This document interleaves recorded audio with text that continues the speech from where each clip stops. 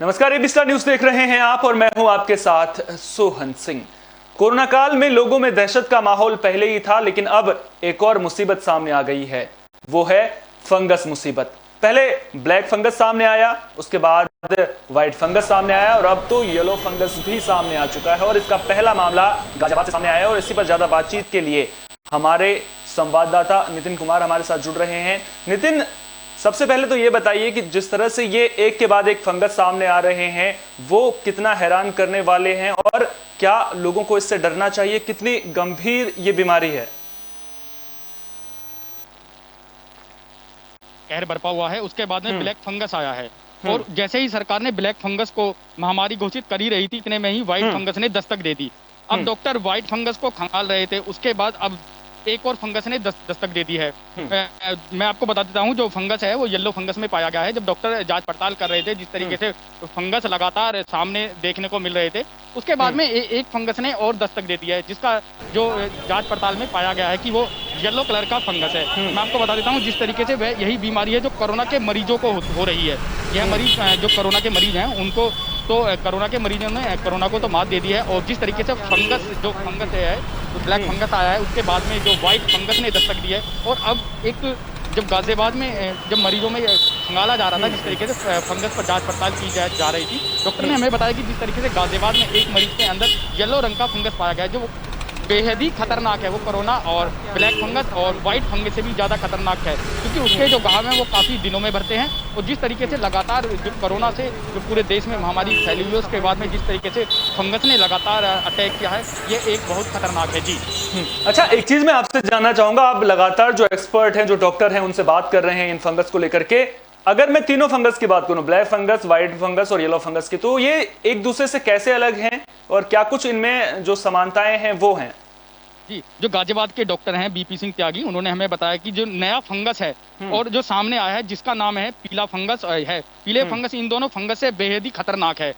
पीला फंगस के लक्षण नाक बहना और सरदर्द जैसी ही, लेकिन ये पीला जो फंगस घाव बहुत दिनों में बढ़ते हैं। जिस तरीके से जो फंगस है लगातार जो सामने देखने को मिल रहे हैं, गाजियाबाद में पीले फंगस का एक मरीज पाया गया है, जिसका टीएनडी अस्पताल में इलाज चल रहा है। मैं बता देता हूं, जिस तरीके से हमारी लगातार डॉक्टरों से बात हो रही है, तो डॉक्टर ने, जो गाजियाबाद के डॉक्टर हैं बीपी सिंह त्यागी, उन्होंने हमें बताया कि जिस तरीके से लगातार फंगस के मामले सामने आ रहे हैं, मैं आपको बता देता हूँ, ब्लैक फंगस के गाजियाबाद में अब तक 50 के आसपास मामले हैं और व्हाइट फंगस के 7 मामले हैं। और जो पीला फंगस पाया गया है, उसका एक मरीज है, जिसका इलाज टीएनडी अस्पताल में चल रहा है, निगरानी में है। जो बीपी त्यागी हैं, उनके निगरानी में इलाज चल रहा है। उन्होंने बताया जिस तरीके से लगातार जिस तरीके से कोरोना से पूरा देश जूझ रहा है, उसके बाद में लगातार फंगस के मरीज सामने आ रहे हैं, ये बहुत खतरनाक है। जो पीला फंगस है वो बेहद ही खतरनाक है, व्हाइट फंगस। अच्छा, जिस तरह से आप बता रहे हैं कि जो ये येलो फंगस है वो पूरी जो बाकी दो फंगस हैं उनसे भी ज्यादा खतरनाक है, एक चीज आपसे मैं जानना चाहूंगा, क्या इन फंगस का इलाज संभव है? और अगर इलाज संभव है तो उसमें कितना खर्च आ सकता है? क्या जो एक सामान्य परिवार के रहने वाले लोग हैं, क्या वो इसका खर्च वहन कर सकते हैं?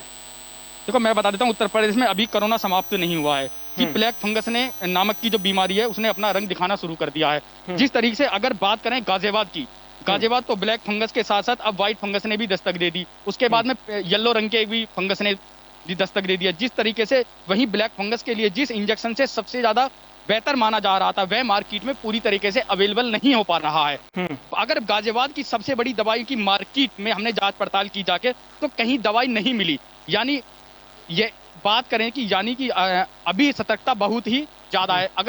अगर जो फंगस के मरीज हैं वो सतर्कता ही बरतनी है, क्योंकि जो दवाई है, जो इंजेक्शन है ब्लैक फंगस और व्हाइट फंगस के लिए जो इंजेक्शन अवेलेबल किया गया है, वो अभी मार्केट में नहीं मिल पा रहा है। हमने गाजियाबाद की जो सबसे बड़ी मार्केट है, गाजियाबाद में जो मेडिसिन से जुड़ी मार्केट है, हमने उसमें जाके जांच पड़ताल की और हमने मेडिकल्स पे पूछा कि इस तरीके का इंजेक्शन है, तो उन्होंने साफ मना कर दिया कि इस तरीके का कोई इंजेक्शन नहीं है। ये अपना आप में एक बहुत बड़ी बात है कि इस तरीके से मैं बताना चाहूँ कि इसमें जिला प्रशासन को भी सतर्क होना चाहिए। जिस तरीके से लगातार कोरोना से मौत हुई है, उसके बाद में अगर फंगस से मौतें होने लगी तो काफी खतरनाक बात होगी जी।